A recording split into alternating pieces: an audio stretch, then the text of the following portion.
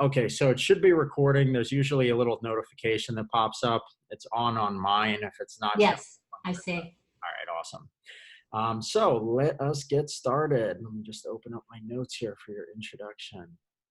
Okay. All right. Hey, everybody. Today we have Francess McGarry, a professional actress, teacher, and podcaster.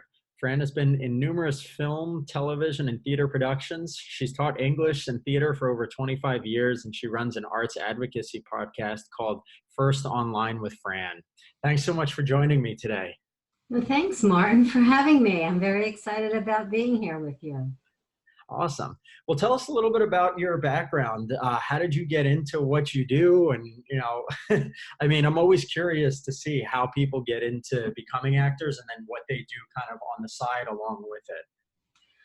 Well, if anybody told me I would be a working actor at this stage of my life, I would have said that they were crazy.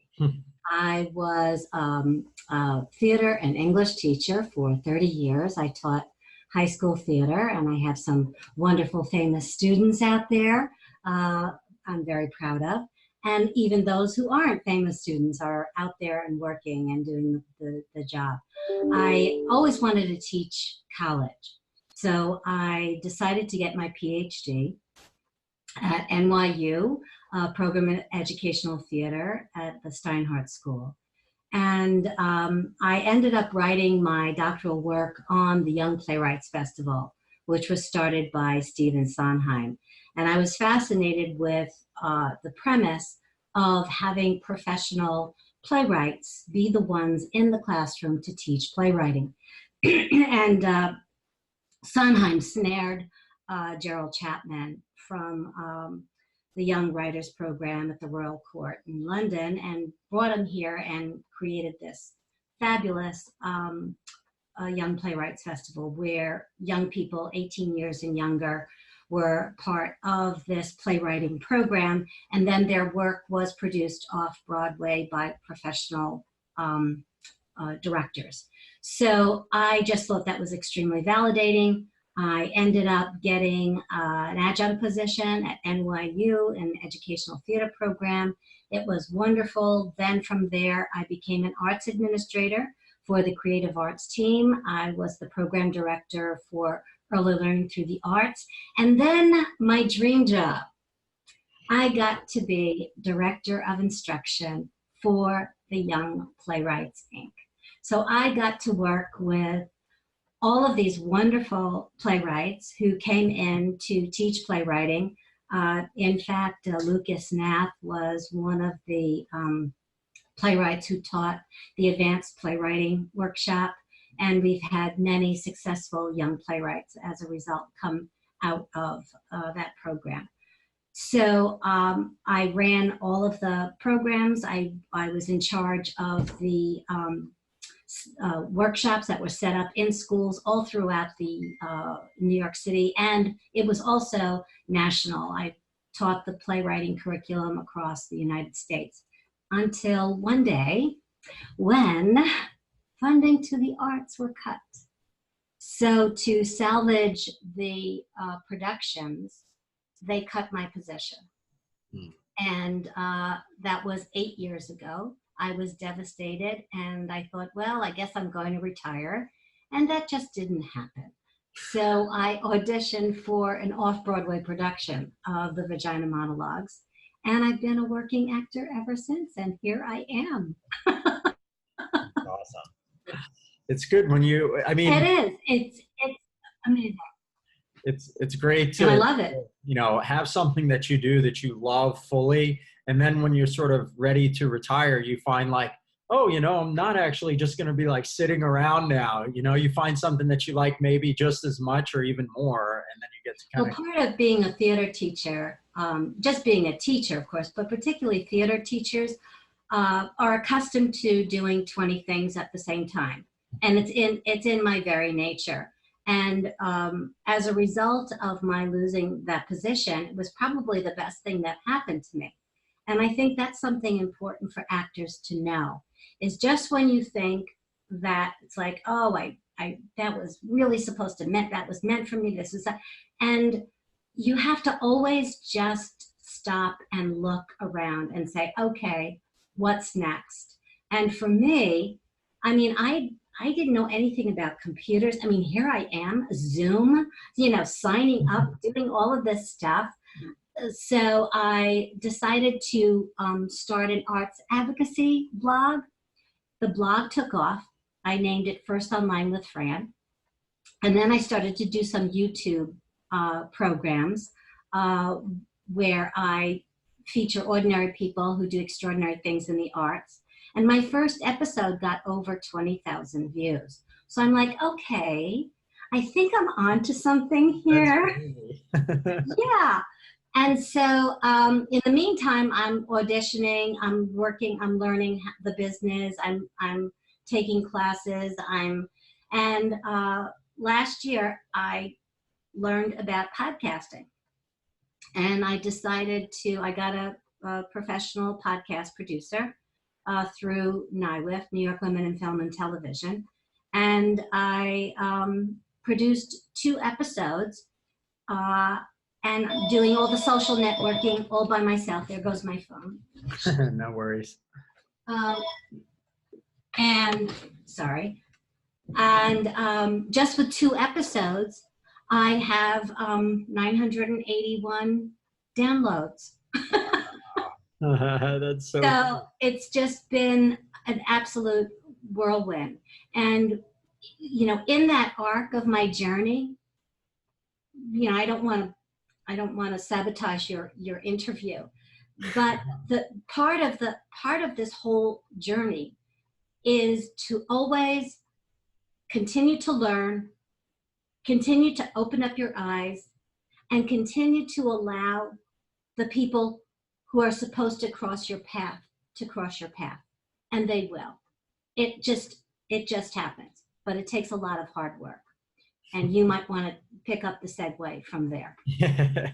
No, that's a perfect introduction. I mean, the whole purpose of the interviews that I'm doing is to really show how people in this industry can basically create something from nothing, whether it's starting your own podcast and building up your subscriber base and being able to push your acting career forward in the meantime, or it's not doing anything except fully immersing yourself in acting and start landing like your first Broadway show or whatever it is. I mean, every actor has a goal, and, actors in a sense are freelancers. I mean, you're a freelance kind of business owner, and you can definitely do all kinds of different things, but in my opinion, you have to be like passionate about the things that you're doing. And you don't want to just do something because someone says to do, like, oh, you should get into this, or you should do that.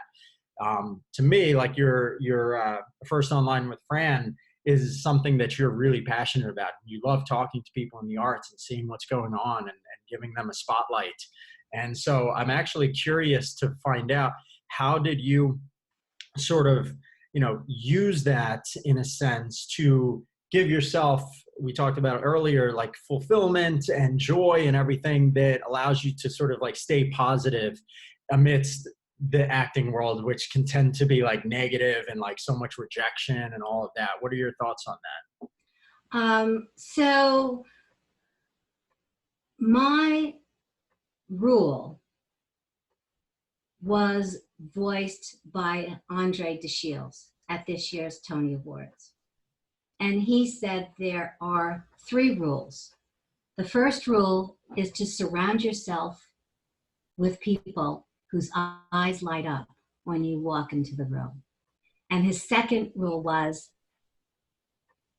go slow and you'll get there faster.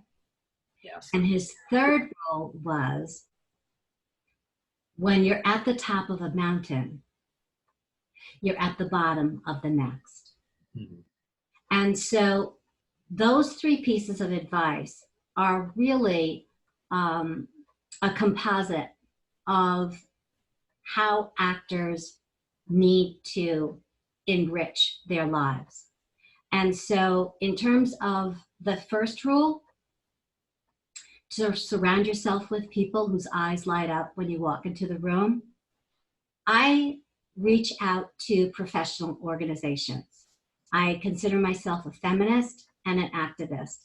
And I am a firm believer that if everybody took some kind of art, be it graphic arts, photography, dance, music, whatever the art, it sensitizes the masses and it forces people to consider points of view other than their own. And that's what we do as actors.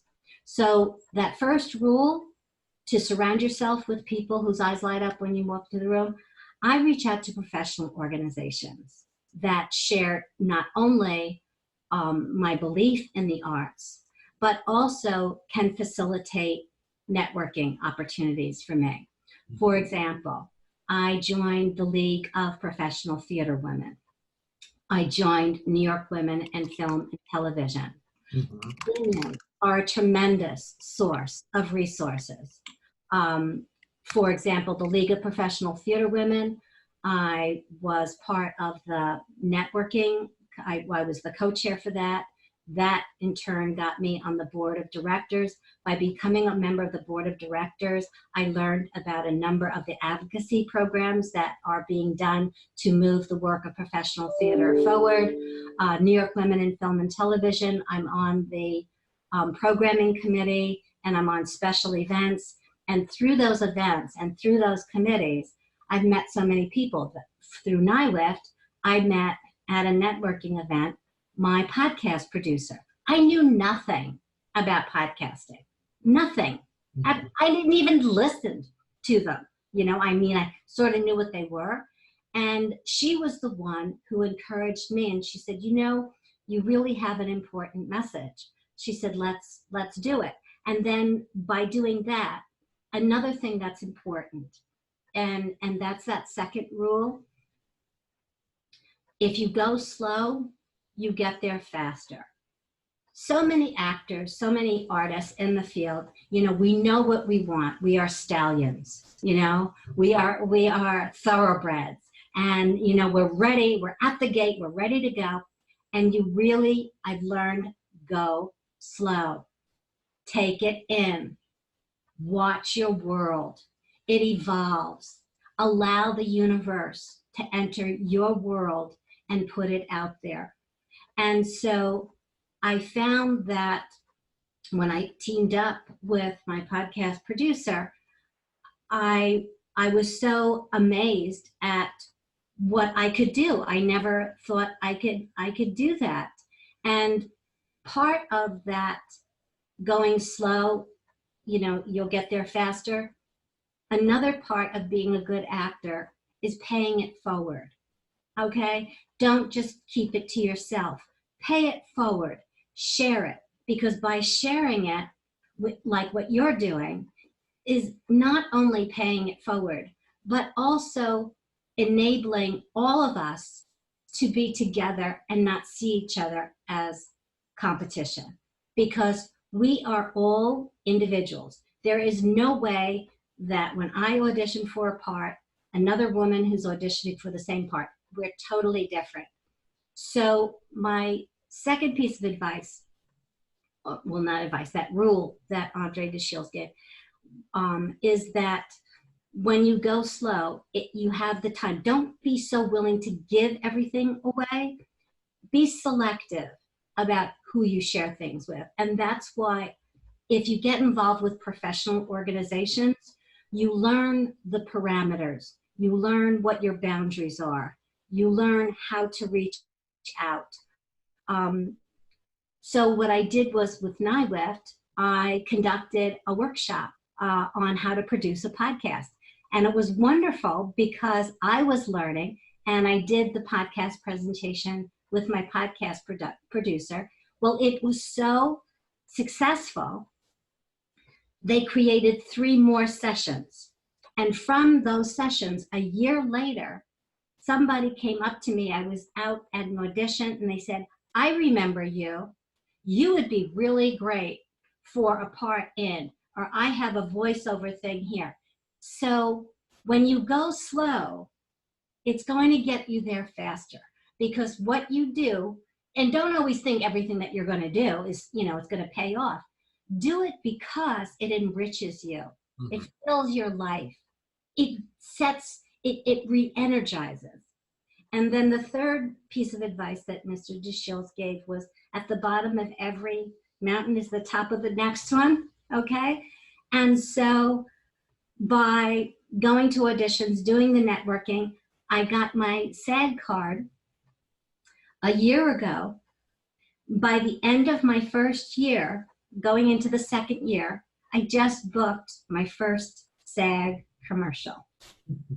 You know, and it was just and I got the SAG card. Again, I have an agent, and we can talk about that later too. And I just continually take classes. I'm selective about who I take classes with. James Cleary is my favorite person to take classes with because he's really mean to me. Oh, sorry, James, but he goes for those. He goes for my comfortable spots, and he makes it work. And I found out about James by going to one-on-one.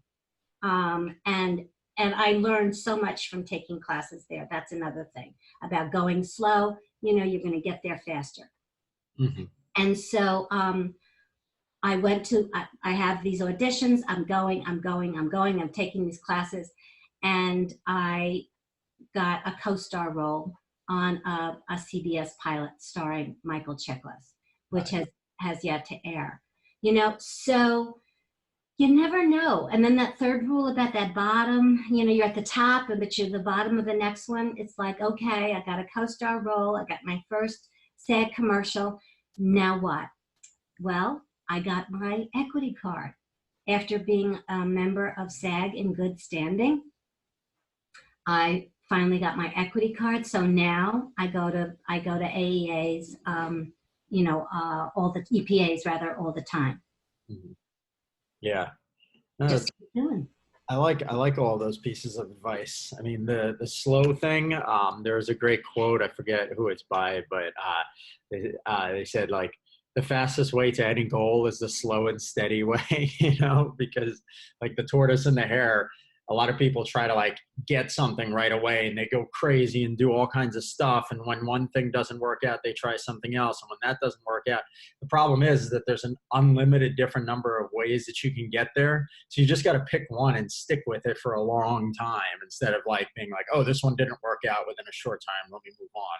You know, otherwise I'll stay. And yes, and to add to that, it depends on your personality because, you know, this is not a steadfast rule. None of these are steadfast rules. This is what works for me. And I need to be constantly juggling. So like this, I always tell people, this is me not working. Okay. So I'm co-chair of the 2020 Gilder Kanye International Awards. Okay. This is a huge project that I'm doing through the League of Professional Theater Women. You know, now that I have a major SAG commercial coming out, I now have the funds to do more episodes for my podcast, which we'll talk about my next couple of episodes. I'm really, really excited about that. And then the third thing is I write and I publish.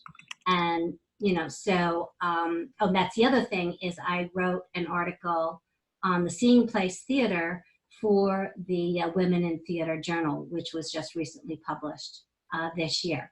Nice. And then in between that, I take classes, I work. Oh, SAG, if you're a member of SAG, oh my God, get involved with the union.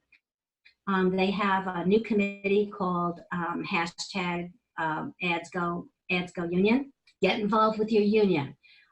Get involved at SAG. They have all of these classes, free classes and workshops. It's phenomenal. I took an audition class with amazing people, not only the people in the class, but the people who are teaching it. But look into SAG, okay? If you're a SAG member, take the classes. They have a thing called conversations. They're all free. You go to these panels. There's so much to learn and so many opportunities to take advantage of in between your, you know, what we call them gigs. Mm-hmm. and it's just so much fun. It's just fun. Well, it has to be to an extent. If someone doesn't find it fun, then they might not be in the right career. You know? Yes. And it's not, if you're like, constantly feel like you're failing, or it's become a competitive thing for you. That's not what acting is about. Celebrating you, validating who you are, what you can bring. And that was one of your questions, which gave me pause for thought. And you asked about, what are some tips for auditions? And probably the biggest thing, and I'm working on it, I'm constantly working, is just go in there and just be yourself. Just bring what you have and bring that to yourself. And when I do that, I get callbacks. Yeah. It just happened. And I got a co-star role. Who would have, I never thought when I did that audition, it was, somebody said, throw it away. Somebody told me one time, throw it away, Francess. You're thinking too much, because I'm intellectual. Scholar, got to think about it. There's nothing to think about, okay? All you have to think about is like, okay, this is me, this is who I am, and this is what I'm going to bring to the table. And son of a gun, got cast. Yeah, that's awesome. I mean, when you, like myself as a filmmaker, because in addition to shooting headshots and stuff, I actually studied film at NYU, and I've cast for a few different films. And it's interesting because you can definitely tell, being on the other side of the table, whether someone is being like authentically themselves or if they're like trying to put on a front. And pretty much all the people, I'd say like at least 80% of actors who come into auditions are putting on some other personality besides themselves, and it doesn't really connect. Yeah, sure, you have to play the character, but you play it as yourself. You don't play it as like somebody totally different, because there's always something very slightly wrong or off. And as a film director, you can sort of tell, and you're like, I don't know about this person. Yeah. So that advice that you just gave about being authentically you is really important.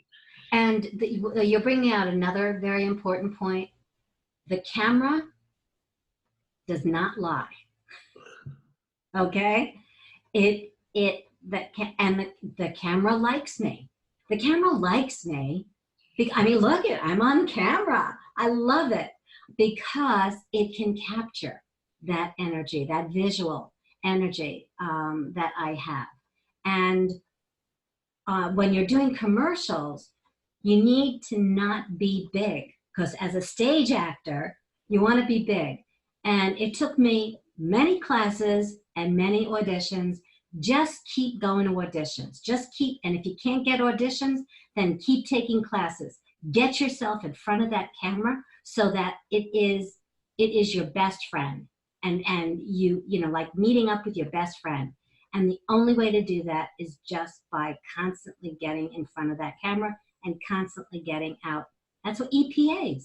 I mean, I can't believe how many wonderful plays there are for women in their 60s. Okay, I'll give you a little thing here. For women of a certain age, it's just so exciting. It's good to know, because there's definitely been a number of actors who I've talked to who, like women in their 40s or early 50s, who are worrying like, oh, there's no opportunities anymore. But you're there to say that there are. So I think that that's powerful. I just, and one of your questions was about regiments because we're a business. Mm-hmm. Okay. And you've got to have a business regiment. And what I do is at the start of every week, depending upon my work schedule and what I got juggling going on, but I make sure at least sometime during the week, I go to, the AEA site, check out the casting, see what's happening on EPAs, which ones I can go to, and work my day around that. I constantly, good example. I went to my first EPA. I just got my card May 2nd. I had an audition May 8th. How awesome. Okay. It was for an understudy role to Vanessa Redgrave in The Inheritance. Now, I don't look anything like her, but it's like, okay, they're going to want the redhead. That's how I go in there. They're going to want the redhead. And I did it. I gave it. Rebecca Fellman was the casting director. So I let it go. I just thought it was freaking exciting to get I'm in the room, I love it. And I'm like, did you see Hamilton? I want to be in the room where it happens, the room where it happens, the room where it happens. And I'm in the room. I went home. I just felt good, let it go, because I'm like, there's no way. And one of the regimens that I have is I'm constantly updating my sites. Okay, constantly. You got to at least once a month, go in there and update. So I update my website. I update my First Online with Fran. That's my arts advocacy. I have an IMDb Pro page. So after the audition, I knew I needed to update my IMDb Pro. And who, to my delight, was on my page and looked me up, but casting director Rebecca Feldman. Okay, so there you go. Now, I don't know if anything's going to come to it, but I must have done something for her to take time to look me up on my IMDb. So the next step is etiquette. And this is something that I think many young people, and not to be harsh, but people your age, feel so empowered, that they forget where they got to be. You have to follow up. Now, I have an account called Send Out Cards. And I devise and create my own cards. So like when the SAG commercial airs, I already have a draft of the card ready to go with a list of all of the people I contacted. And that is ready to go. And I'm like, guess who's going to be on? I can't say, it's an NDA. I can't say the name of it yet. But it's a big commercial. This is a big deal. And this is what they want to know. You've got to develop relationships. Okay. Sending off an email is fine if that's what they want. Some of them, they're okay. But only send them an email when you have something to say. Yes. Okay. I took a class with Elaine Aldaffer. She's the casting director, Playwrights Horizons. I absolutely adore the way she teaches, and I get so much out of her. And she pushes my buttons. She makes me do things that I'm so uncomfortable doing, which is why I love doing it. And I've grown so much through her. And I can email Elaine. She's like, if you're in a show, you're doing something, or we're doing something, you think it's appropriate, write to me. And believe it or not, she does. She gets back to me. But you've got to establish relationships. Mm-hmm. Does that make sense? Yes, absolutely. Is any of this making sense? Yes, it's all, you're saying a lot of really, really powerful and very helpful tips. And everything that you're saying is very, very valuable. So I want to thank you for that. Sometimes I think well, of course you know that. Of course it's common sense. I feel like I'm being redundant. It's like, of course everybody knows this. If I know it, then you know it. But yeah, but it's good to remind ourselves of it. But I do have a couple of specific questions that I wrote down while you were talking about stuff. One of them, you had mentioned earlier about the importance of connecting with professional organizations as a way to expand your network and expand the number of people who know about you. And you said that you have a process of sort of reaching out to these places. So I'm curious, can you elaborate on that and explain if an actor wanted to reach out to a professional organization, how do they do it? Do they just send an email to somebody? What if they never get a response? What's your process for that? That's a good question. I can't speak for all professional organizations. I will speak for the ones that I'm a member of. Mm-hmm. For the League of Professional Theater Women, it's a pretty simple way to find out how and if you are eligible. First of all, they can contact me, okay? And I will help them through the process. So anybody who's listening to this, call me, email me. And contact me through my website. All you have to do is go to League of Professional Theater Women, and take a look at the page, and there's a membership link, and you click on that and you can find out how to do that. New York Women in Film and Television. And by the way, the League of Professional Theater Women is not only for women. If you are a man out there, we want to have you be part of the organization too, because we are collaborators. We cannot move our agenda forward if we don't have the men who are in the business partner with us. So we have what's called a friend membership. For $50, you get to go to all of the events for free, and you can lend and embolden whatever path you want to make there. New York Women in Film and Television, same thing. Just go to their website. They have, again, a membership link. You will need sponsors and recommendations, but those are probably the two best organizations. If you're a member of SAG, like I said, make sure you get the app on your phone. There are, and go to the website. There's the conservatory program. You pay a whopping $34 to take classes for a whole year, and it's just phenomenal. Did I answer your question? Yeah, absolutely. And I think it's important for actors to keep in mind that, you know, a lot of actors don't have a lot of money laying around, but $50, $34, these amounts are totally worth skipping like a night out at a restaurant or bar or whatever, you know, like not that you're spending all your money there, but skip that and invest some money into these things, because just think about all of the actors who won't make that choice and who will continue to not have the money or not be willing to spend it. And all those actors are the ones who are no longer your competition.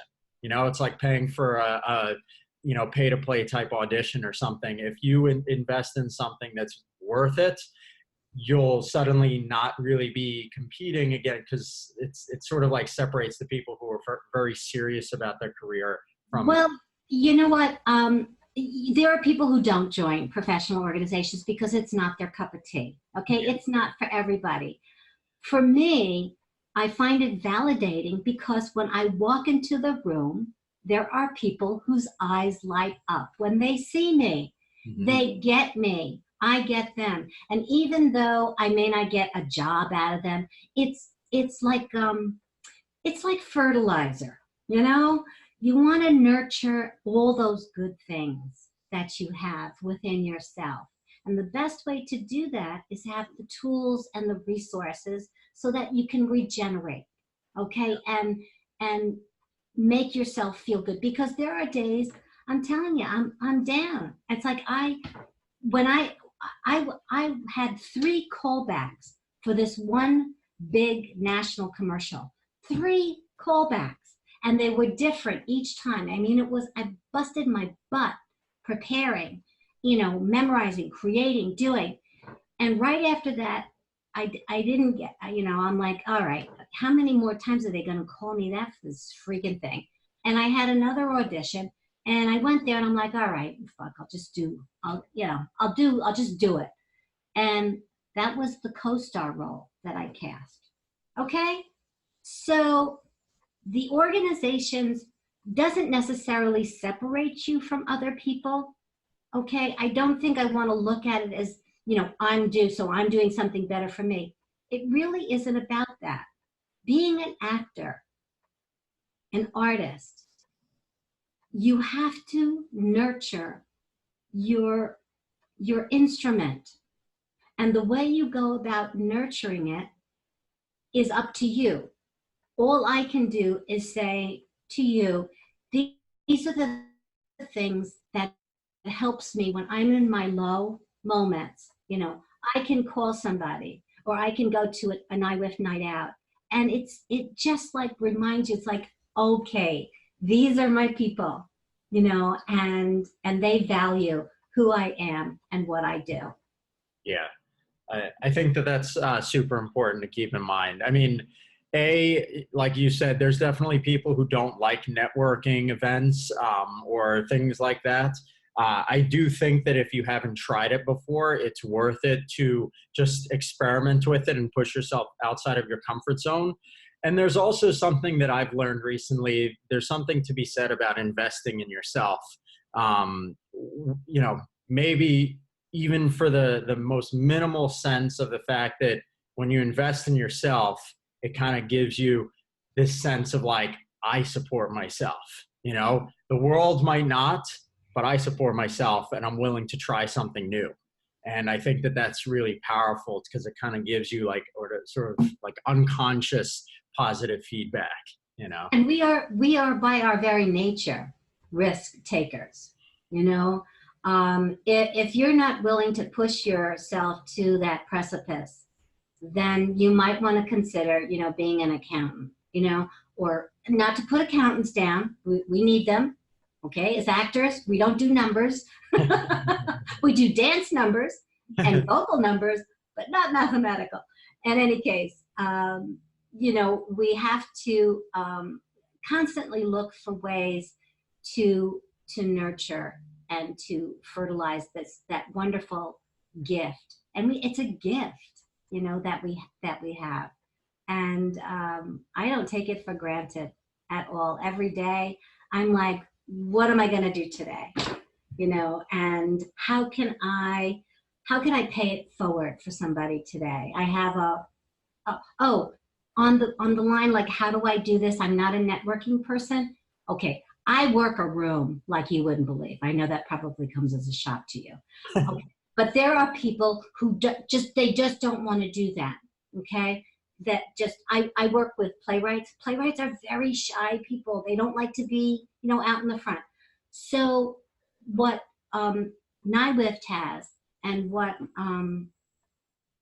the league has is they have these member night out, and you don't have to work the room, because when you walk in, there is a table, there are people waiting to meet you.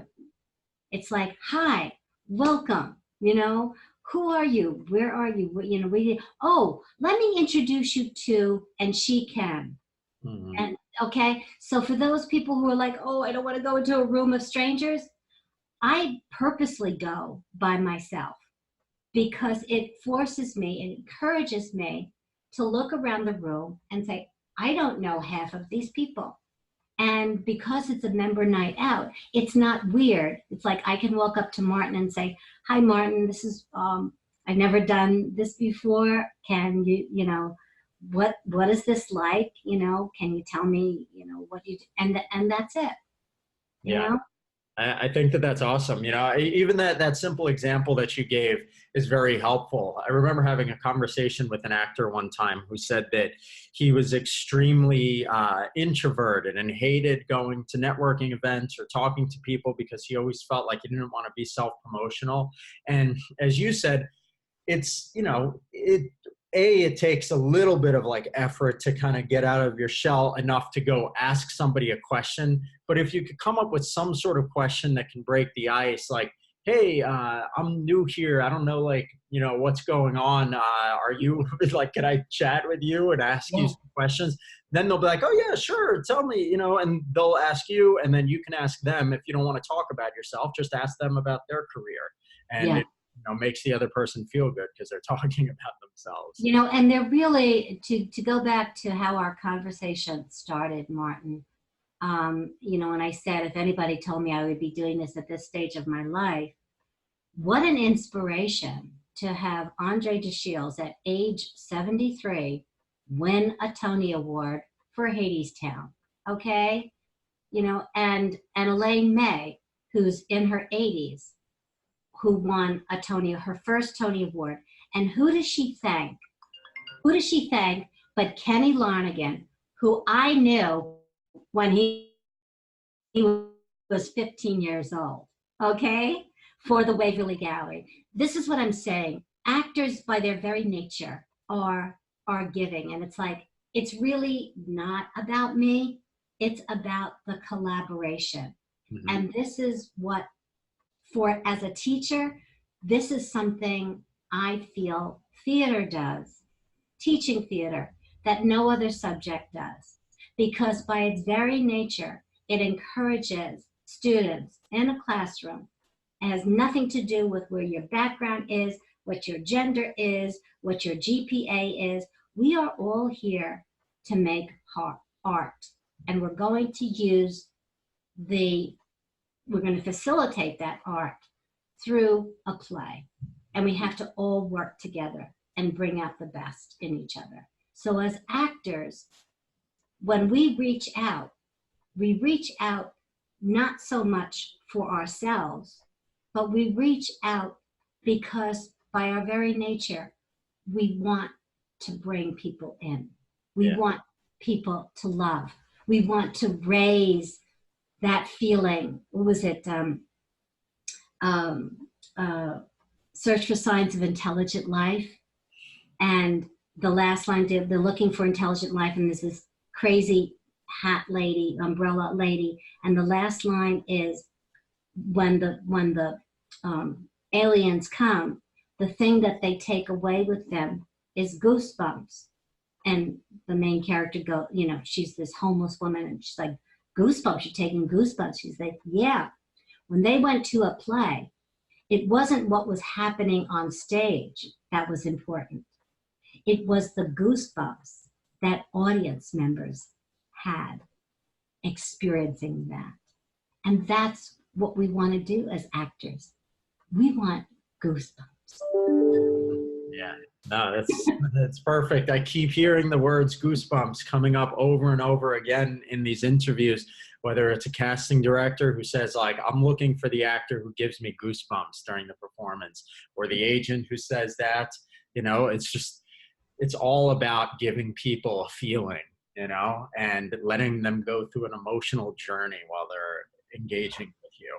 And what a wonderful, it doesn't get any better than that. So why not me? Why not me winning a Tony? Why not me winning an Oscar or an Emmy? Why not? Mm-hmm. Not that that is the end goal for me. It's another mountain. Another mountain. Yeah, exactly. And it's not like I'm doing this because I'm going to win that Tony. Every single stage, every single phase, and there are mistakes and failures. I will not share names or plays or titles. I was in this staged reading. It was the nightmare from hell. And, we've all been there, but from failure comes lessons learned. Yeah. What I've learned is, do not participate in something unless you know everything that is involved with that commitment. Yeah. Famous last words. Because we want to do it all. We want to do it all. If there's an opportunity, do it all. And that was the most valuable lesson I learned.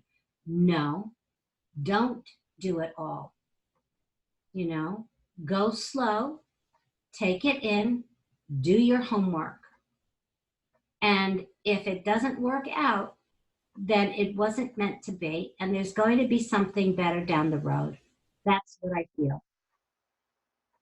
There's going to be, if you're doing the work and you're meeting people like you, and my agent says to me that I am the hardest working actor that he's ever had. And I'm like, well, really? Getting an agent, you asked. That happened. It was bizarre. I literally was just starting out. I took a couple of workshop classes, and they had a showcase for agents. This was like my first or second year. What the hell did I know? And like you were saying before, goosebumps. This agent saw the rawness of this redhead and said, I want her. Mm-hmm. And I'm signed exclusively now with BMG, Michael Lyons, and Michelle Thompson is the legit agent. And they have me out there weekly, if not weekly, monthly. Because they know that I'm reliable, I'm professional. Mhm. You go in the room, you show up 15 minutes, half an hour. I commute from Long Island, okay? So that means Long Island Railroad. That means you cannot trust Long Island Railroad. So whatever train I'm supposed to take, I take the one before it. So if I have to wait around for an hour, I have to wait around for an hour. But be professional. Do your homework, okay? Have your lines memorized. I think that that's a great way to sort of wrap up this conversation. It's just on professionalism, because, you know, as long as you enjoy what you do fully to the max, and you're okay putting yourself outside of your comfort zone to expand your capabilities, kind of the last piece of the puzzle, besides obviously your technical skill and constantly training, is being professional. And a lot of actors think that they sort of like have that down. They're like, well, I pretty much show up on time all the time. I have a professional email address and everything.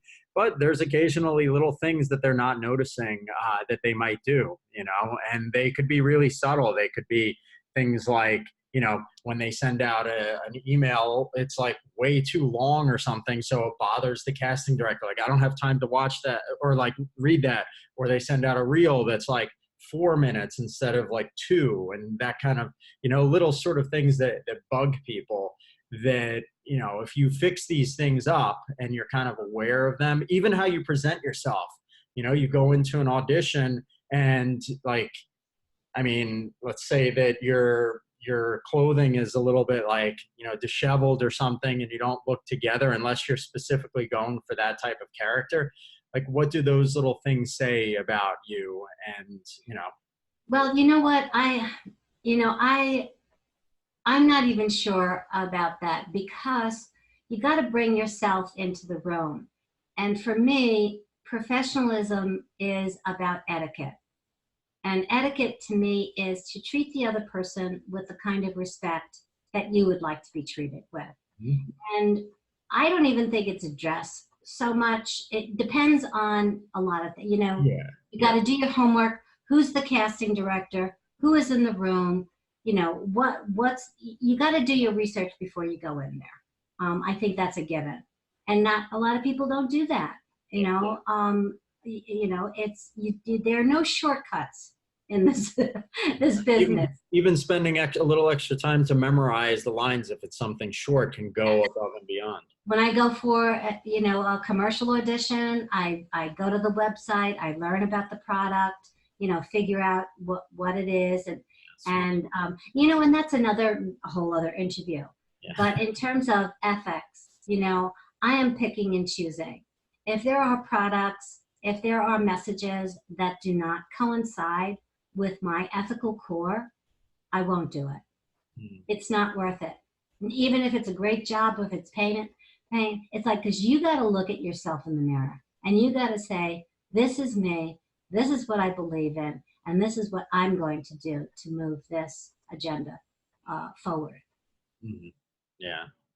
Awesome. Well, we kind of came right down to the last minute here.